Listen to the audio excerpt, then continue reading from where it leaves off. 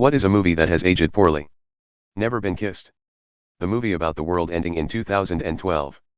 The entire subgenre of romantic comedy that can be described as Stalker Gets the Girl. The 1990s, I think, Muppets movie where someone shows Kermit what the world would be like if Kermit was never born. Benjamin Button. Midnight in the Garden of Good and Evil, 1997. Kevin Spacey is a rich closeted homosexual who murders his much younger lover. Hi BuzzFeed. Light skin tone, light skin tone, light skin tone, light skin tone, light skin tone, light skin tone, light skin tone. Revenge of the Nerds. Rambo 3. Hoodwinked. 90% of American silent films. Rochelle, a young girl's strange, erotic journey from Milan to Minsk. 40 Days and 40 Nights. No one lives like that in San Francisco or works at a tech firm designing websites to make money like that. And hashtag X200B. But most importantly, that ending would not fly. Airplane will live forever as perfect bitches. American Pie. Overboard. A man takes advantage of a woman that has amnesia and forces her to raise his kids. Grease. I thought to watch it with my kids and was like, WTF am I watching? 16 Candles. I still enjoy it for what it is for the most part, but there are a few things that are pretty problematic, first and foremost being Jake Ryan telling Ted to take advantage of his girlfriend while she's passed out. Long Duck Dong's character is an insanely racist depiction of an Asian person. Back to the Future 2. It's been 7. Wedding Crashers. It has a full-on rape scene and because it's a guy he's supposed to move on and ends up with the girl. Breakfast at Tiffany's. Casting Mickey Rooney as a stereotyped Japanese man? Fucked up. The Blue Lagoon. The new Jurassic World films already look more out of date than the original. Dirty Dancing. A minor dating a guy clearly in his 30s at best. Manhattan. 44-year-old Woody Allen has affair with 17-year-old Mariel Hemingway. Blank Check. Scream 3 and its plotline of a movie producer who sexually assaulted young actresses. Miramax, i.e. Pretty Baby with a naked 11-year-old Brooke Shields. Lethal Weapon 6. I'm just a goofy guy with a bitchy wife who hates me, but it's really because I'm a man-child who makes her life difficult, but if I can just show her that my antics can save the house / my grandma / my job, that'll show her. Movie. The Last Exorcism. For me it's the movie Arthur with Dudley Moore. It's about a lovable drunk and like the first scene is him having a humorous crash while driving hammered. Blame It on Rio. The Notebook, 2004, back then people thought it was cute and romantic. But, the dude hangs off a Ferris wheel and threatens to kill himself unless the girl dates him. Pumpkin. Reefer Madness. What is 100% good when wet? My eyeballs. A woman's vagina. Slip and slide. A shower. Mouth. Dry mouth is the worst. As my dad said once, needs to be more wet as he dumped a bunch of hot sauce in his burrito. A swimming pool. Water. The bottom of a water slide. Swimming. Soup. Someone on fire. My joints. Streets in movies. A Portillo's Italian beef sandwich. I knew it would be the overwhelming sex-related. But some part of me desperately hoped cereal would top this list. Otter. The brain. Your bones. Steaks. Love to go out to a nice restaurant and order some nice steaks, and I mean really nice cuts, and just slosh water onto the plates and try to eat it as fast as we can. The waitstaff will say, please guys, no sloppy steaks, but they can't stop us from ordering a cut of prime rib and a glass of water. Let's slop it up. Dog noses. Rainy days. Wet with milk, cookies. Dreams. A duck. Showers. Pasta. This has to be a setup. Let's be real. Is no one gonna say pu dash? Chicken breasts need to be moist ASF. Dog nose boobs. A sponge. Under the sea. Darling, it's better. Down where it's wetter. Your mom. Cereal, fight me. And hashtag X200B. Specifically ketchup, joke. Sex. A floor with a sign saying wet floor. This pussy. Pool. Op knew what answer was gonna come up and tagged it as NSFWLOL. Toothpaste. A mop. Ramen. Mouth. Italian beef with sweet and hot. Oh come on, you're just asking for it? Okay, I'll say it. Dirty thoughts. Cookies dipped in milk. My socks while I'm wearing them in the shower. Blood. Some people like a dry wine, I however prefer a wet one. A water slide. It's just plain awful when dry. Yuyuanua. Macaroni and cheese. Fish. The inside of my mouth. Milk, not a fan of the powder really. Whoever says bread is a menace to society. Most of my organs. Cakes, tres leches is human's greatest invention. Starstruck loudly crying face folded hands. This feels like a dirty question. Water slide. Italian beef ordered hot and juicy. A sponge, hard to use when dry. My spinal fluid. Doggy nose. My girlfriend that doesn't exist. Water. The vagina. Cereal. Bones. Slip and slide. Water. Plugged in toaster. Beer. Soup. Water guns. Earth. Noodles. A fish. Blood. Spaghetti. Water. Pussy. Soap. Coffee. Rain. Nostrils. Noodle. Rain. Carrots. Cereal. Noodles. What is your NSFW confession?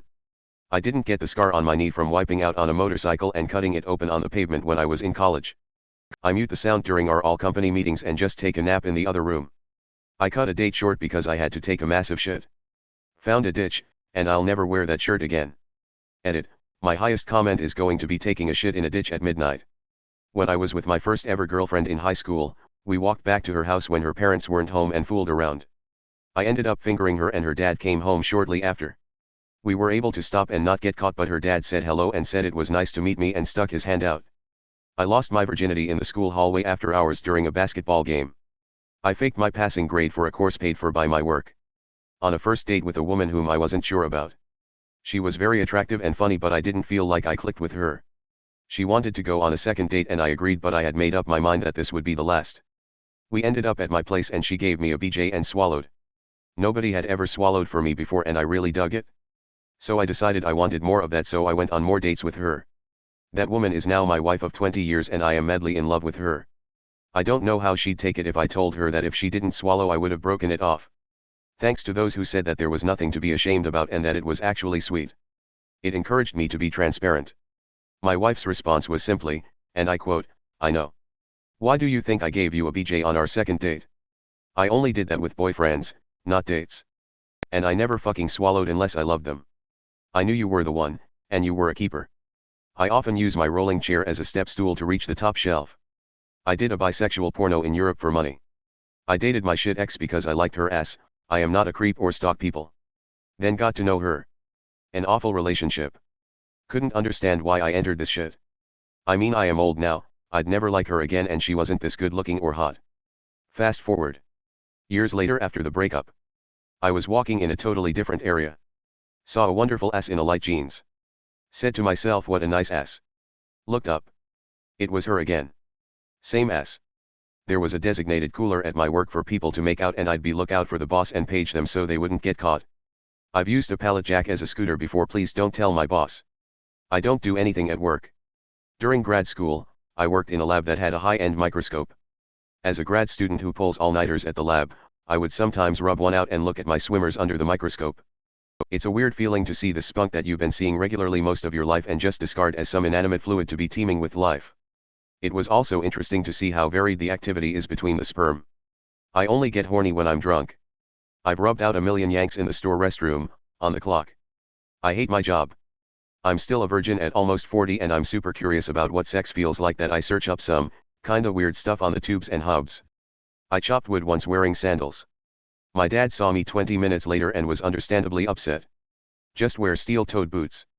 I've thought of fucking like 85% of the women I've seen in my adult life, and even 10% of the men. I wear fashionable dark sunglasses at company meetings and fall asleep right in front of the boss. I fart and I blame others. One time I blamed my coworker and it got away with it. I'm somewhat of a master because I fart often. I humped a tree for 2 hours. I lost my virginity on a laundry room closet floor on a rug that said another day, another load. Used to know this guy when I lived home still in FL and he'd smoke me out all the time and we'd watch movies and eat. I'm gay. And one time I hadn't smoked from the bong in weeks and I decided to take huge hits and clear the bowl as fast as I could. You know. To get super stoned, because back when I was 21 that was essentially my goal. Anyways, after I cough for legit probably 8 minutes straight and finally feel like my lungs will keep working, as I've like drooled on the table in front of him from coughing so hard. Cringe, I get legit stuck on the couch. I knew I was fucked. And after I continue escalating to the point of being almost uncomfortable in my own skin, not talking, just staring straight ahead basically through the TV, not even knowing what was going on. I feel my bowels churning. Hard. Sudden. As in, brah, you're going to shit, this is your warning.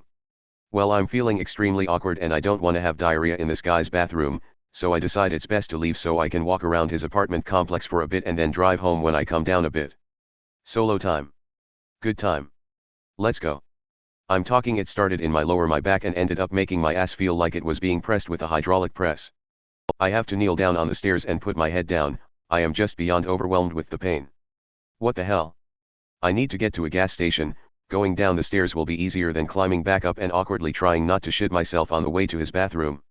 By the time I reach the ground floor, I am farting like crazy and it's too late. There is no time left. This must be what it feels like for someone who has no control. This is awful. I quickly assess my surroundings. There has to be a bush or the side of a building or something.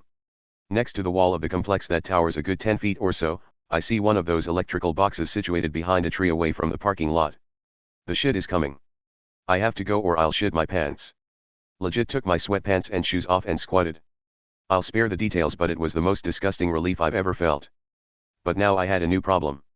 I ended up trying to throw it over the wall of the complex, and of course what happened? It landed right on the very top, half on my side and half on the outside, covered in my feces on display. The next night I came back to smoke and the shirt was gone. Had it fallen? I don't know. Sometimes I see folks who post in NSFW in my area walk past the front desk of the hotel I work at and I struggle to keep a straight face knowing I saw their nudes on Reddit. I let a young lady finger my butthole while giving me head on Halloween night. I tell girls that I'm 6 feet tall. I'm really 5 feet 11 inches. I feel like I'm getting close to a mental breakdown at work. Pay is great, insurance is robust, co-workers are nice enough, but they downsized so much that I'm in charge of several thousand people. If I fail at even part of my job, hundreds can be affected. Not really a confession, but something I don't openly advertise, is that I draw hentai, pin UPS, and NSFW. I'm taking that shit to the grave. I'll get close and love on my husband in the shower, but I'm really peeing on his thigh because I'm a little fucker. I often work from my couch. I love eating pussy.